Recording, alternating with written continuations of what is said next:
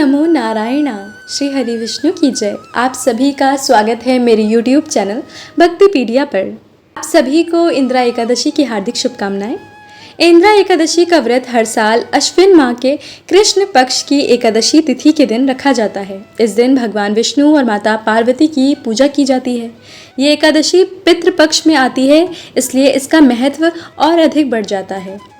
तो आज के इस वीडियो में आप रसपान करने वाले हैं इंदिरा एकादशी की व्रत कथा का। तो आइए श्रवण करते हैं। राजन, पूर्व काल की बात है। सतयुग में इंद्रसेन नाम से विख्यात राजकुमार थे, जो अब महेशमतीपुरी के राजा होकर धर्मपूर्वक प्रजा का पालन करते थे। उनका यश सब ओर फैल चुका था। राजा इंद्रसेन भगवान विष्णु को भक्ति से तत्पर हो गोविंद के मोक्षदायक नामों का जप करते हुए समय व्यतीत करते थे और विधि पूर्वक अध्यात्म तत्व के चिंतन में संलग्न रहते थे। एक दिन राजा राज्यसभा में सुखपूर्वक बैठे हुए थे। इतने में देवश्री नारद आकाश से उतरकर वहां आ पहुंचे।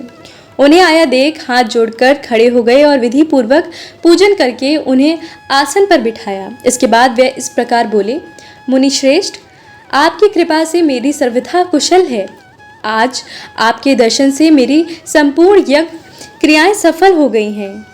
देवश्री अपने आगमन का कारण बताकर मुझ पर कृपा करें। नारद जी ने कहा, नृप श्रेष्ठ सुनो, मेरी बात तुम्हें आश्चर्य में डालने वाली है। मैं ब्रह्मलोक से यमलोक में आया था। वहां एक श्रेष्ठ आसन पर बैठा और यमराज ने मेरी भक्ति पूर्वक पूजा की। उस समय यमराज की सभा में मैंने तुम्हारे पिता को भी वहां देखा था।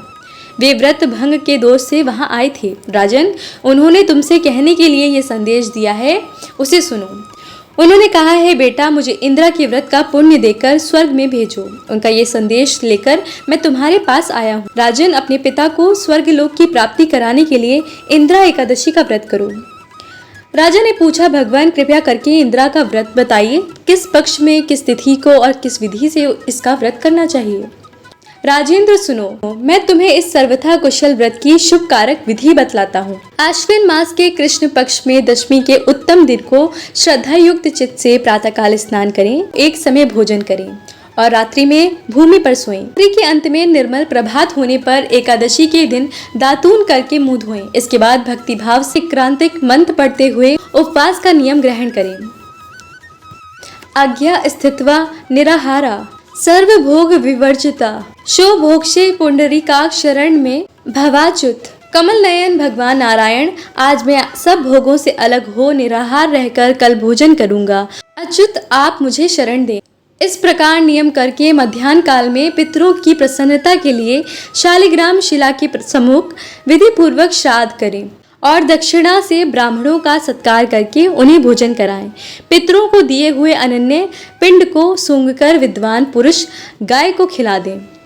फिर धूप और गंध आदि से भगवान हविकेश का पूजन करके रात्रि में उनके समीप जागरण करें। तत्पश्चात सवेरे होने पर द्वादशी के दिन पुनः भक्ति पूर्वक श्री हरि की पूजा करें। उसके बाद ब्राह्मणों को भोजन करवाकर भाई बंधु नाती और पुत्र आदि के साथ स्वयं मौन होकर भोजन करें। राजन, इस विधि ले आलस रहित होकर तुम इंदिरा एकादशी का व्रत करो। इससे तुम्हारे पितर भगवान विष्णु के वैकुंठ धाम चले जाएंगे। भगवान श्री कृष्ण कहते हैं, राजन, राजा इंद्रसेन से ऐसा कहकर देवश्री नारद अंतर ध्यान हो गए। राजा ने उनकी बताई हुई विधि से अंतकपुरी की रानियों, पुत्रों और भृत्यों सहित उस उत्तम व्रत का अनुष्ठान किया। कुंती नंदन, व्रत पूर्ण होने पर आकाश से फूलों की वर्षा होने लगी। इंद्रसेन के पिता गरुड़ पर आरूढ़ होकर श्री विष्णु धाम को चले गए और राजा इंद्रसेन भी अकंटक राज्य का उपभोग करके अपने पुत्रों को राज्य पर बिठाकर स्वयं स्वर्गलोक को गए। इस प्रकार मैंने तुम्हारे सामने इंदिरा व्रत के महात्म्य का वर्णन किया है। इसको पढ़ने और सुनने से मनुष्य सब पापों से मुक्त हो जाता है। तो बोलिए विष्णु भगवान की जय, नारायण की जय। ये थी इंदिरा एकादशी की कथा। अगर आपको ये वीडियो पसंद आया है तो मेरे चैनल को सब्सक्राइब जरूर कीजिएगा और वीडियो को लाइक भी कीजिएगा। और हाँ, कमेंट में श्री हरि विष्णु नारायण की जय लिखना बिल्कुल मत भूलिएगा। आप सभी पर श्री हरि विष्णु नारायण कृपा करें। आप सभी को इंदिरा एकादशी की हार्दिक शुभकामनाएं।